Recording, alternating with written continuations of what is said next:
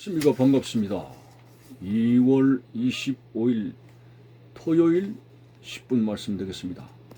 성경 말씀은 누가복음 21장 29절에서 33절까지입니다.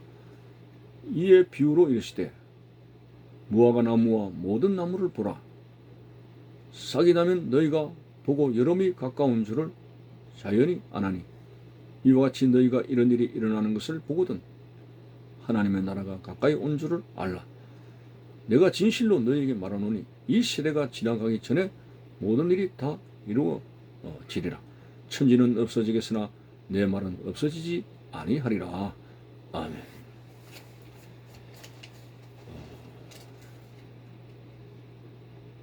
계속적으로 종말론적인 말씀을 이제 전하고 있습니다.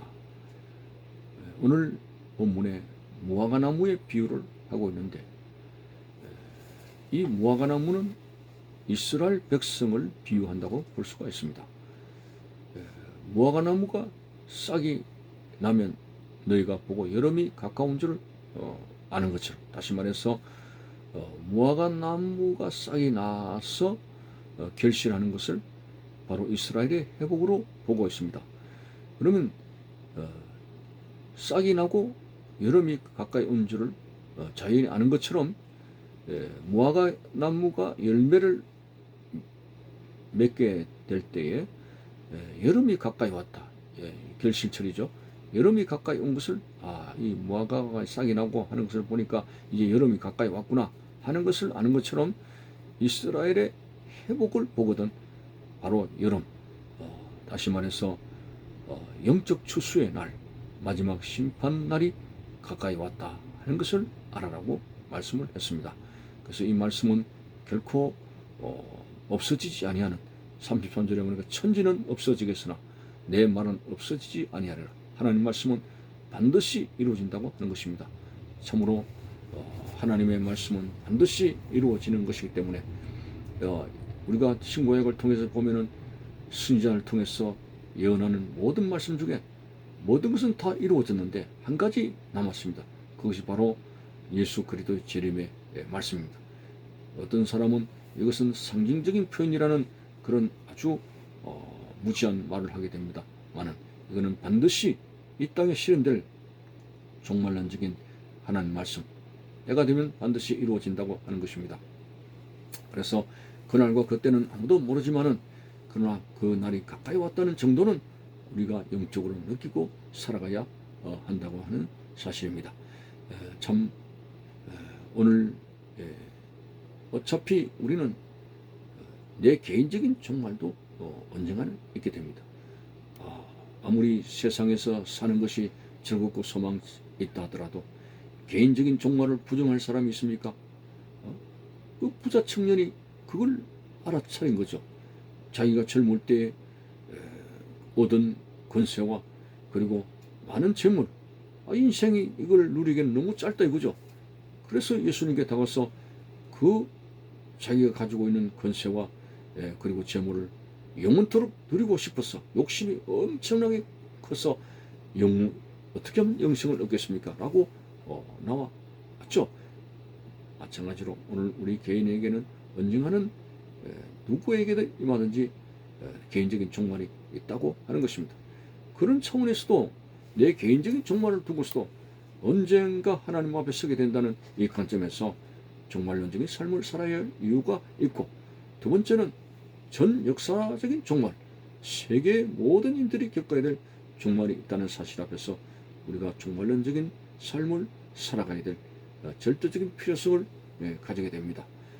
참 신앙생활이라고 하는 여정은 우리가 많이 위태롭습니다. 어떤 때는 살얼음판을 걸어가게 되는 모습처럼 우리의 신앙생활이 늘 세상으로 함몰될 수 있는 그런 어려움들이 있습니다. 나의 나약함 때문에 또 죄를 짓고 또 죄를 짓고 또 넘어지는 연약함들, 참 살얼음판을 걸어가는 나의 연약한 모습들이 보이게 됩니다.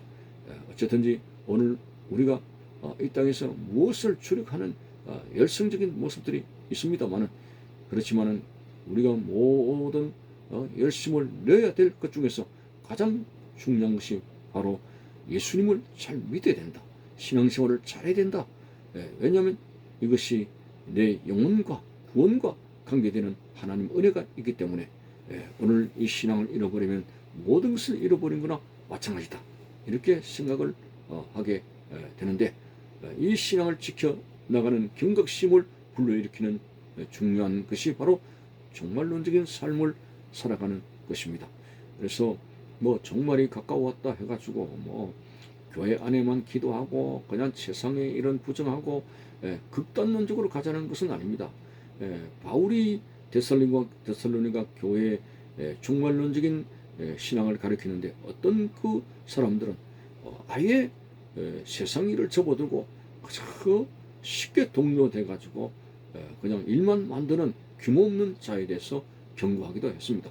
그래서 늘 여러분들에게 제가 가르친 것은 내일 주님이 오시더라도 오늘 우리가 하나님 앞에 최선을 다하면서 살아가는 이것이 바로 준비되는 생활인데, 최선을 다하자고 하는 것은 교회 안에서도 열심으로 모이고 직분을 맡은 대로 또 교회를 잘 섬기고 하는 것도 충성되어야 되겠습니다만은, 칼빈에 의하면은 세상에 맡겨진 그 일, 직업도 하나님 주신 소명이라고 칼빈은 말하고 있습니다.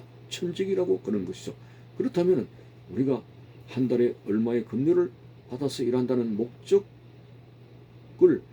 우리가 중요하지만, 이 직장이, 이 직업이 하나님께서 나에게 맡겨주신 것이다 라는 사실 앞에서, 하나님 앞에서 열심적으로 우리가 현실에 주어진 직장 생활에 충실하게 일하는 것이 바로 종말론적인 그런 우리의 자세가 되는 것입니다. 한 곳으로 치우쳐 가지고 결코 현실을 부정하고 현실을 무시하는 것은 결코 바른 종말론적인 자세가 아닌 것입니다. 하나님께서 우리의 삶에 여러 가지 맡겨주신 일을 부정한다면, 오늘 세상은 다 그런 식으로 된다면 세상은 아비규환이 될 것입니다. 모든 게 다 중단이 되고 혼란 속으로 가게 됩니다. 그래서 어느 때 오시더라도 교회적으로도 그렇고 우리가 현실적으로도 하나님 앞에 충직되게 살아가는 이 부분이 대단히 중요할 수가 있습니다.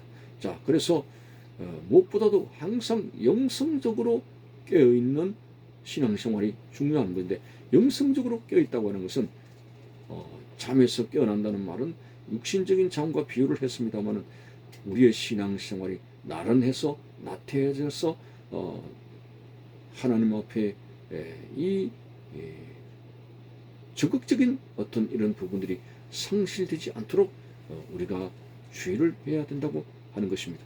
오늘 뭘 하다가 오늘 그 옛날에 뜨거웠던 그런 믿음이 없어지게 된 것은 아닐까. 항상 그 열심의 부분에 대해서 신앙생활은 열이 있어야 됩니다. 우리가 몸에도 체온이 있어야 사는 것처럼 오늘 신앙생활에 열정, 이 패션, 이것이 있어져야 됩니다. 그래서 예수님께서 12제자들 속에서 특별히 베드로를 이제 열성을 보았죠. 실수도 많고 덤벙대기도 했지만은 그래도 뭔가 다른 제자들보다도 뭔가 열성적인 면이 있습니다. 적극적인 이 면을 보시고 주님께서 그 신앙의 어떤 비중을 생각하는 이 모습을 보게 됩니다. 한 번은 중풍병자 한 사람을 친구 네 사람이 메고 지붕에 올라가서 지붕 한가운데를 뜯어서 달아내리는 그 모습을 보고 사람들은 비난을 했을는지 모릅니다. 왜 남의 지붕을 갖다가 그렇게 손상을 시키느냐라고 했었는지 모르지만, 그러나 예수님께서는 그들의 믿음을 보셨습니다. 대단한 적극적인 믿음, 포기하지 아니하고 단념하지 아니하고 지붕의 한가운데를 뜯어서라도 주님을 만나야 되겠다는 그런 열성을 예수님께서 인정하시고 내 믿음이 너를 구원하였느니라 하는 중요한 말씀을 했습니다. 물론 이제 내 제사함을 받았느니라 먼저 말씀하셨고 그 다음에 믿음에 관해서 말씀하셨습니다만, 열성적인 신앙생활은 어느 시대를 막론하고 주님 앞에 나가는 통로가 될 수가 있습니다. 그래서 오늘 이 종말론적인 자세는 바로 열성입니다. 절대로 하나님을 사랑하는 열성이 식어져서는 안 된다. 어떤 경우에도 식어져서는 안 되고 항상 뜨거움을 가지고 적극적인 자세를 가지고 우리의 믿음 생활이 되어져야 되는 것. 그래서 아이고 뭐 신앙생활은 열정이 뭐 지금 우리가 신앙생활 하는데 10년이고 20년이 하는데 어떻게 10년 20년 동안 계속적으로 열성을 유지합니까? 라고 하는 말도 일리가 있습니다.